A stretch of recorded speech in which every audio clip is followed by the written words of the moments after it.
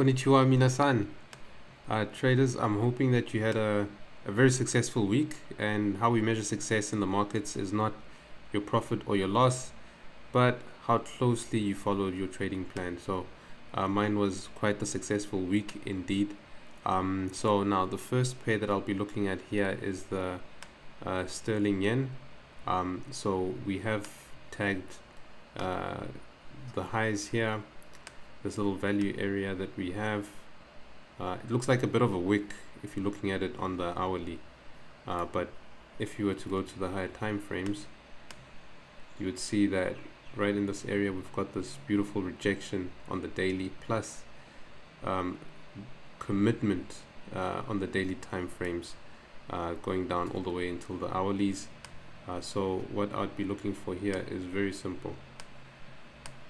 So we do have this continuation that is happening underneath these structured lows here. So I'll be looking for a second and a third touch where I'll size that position up, and we're still early in the move, so we've got a lot of potential to the downside. So this is one of my favorite for the week.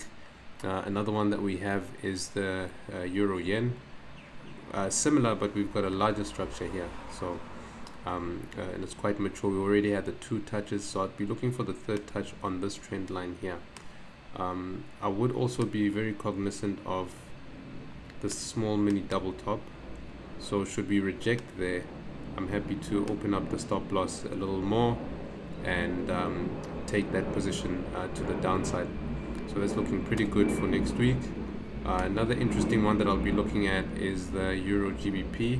So we've got this area of value that we're tagging into on the dailies, you know, with a 1, 2, 3, not equal spacing, but it's still relevant. But because we've tagged into the structural lows, there also is an opportunity for us to actually be trending to the upside, but I wouldn't be worried about that right now, as that would price would show its hand there.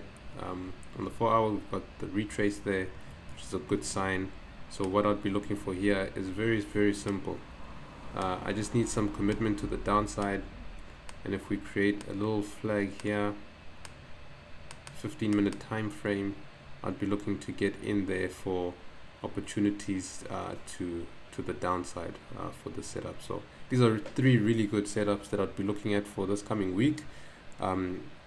Just remember that you know, as long as you're following your trading plan, then you are in good hands. Doesn't matter how my setups may look like. What's important is your trading plan. Nonetheless, then, with that said, have an excellent week ahead, and I'll catch you again next week. Cheers.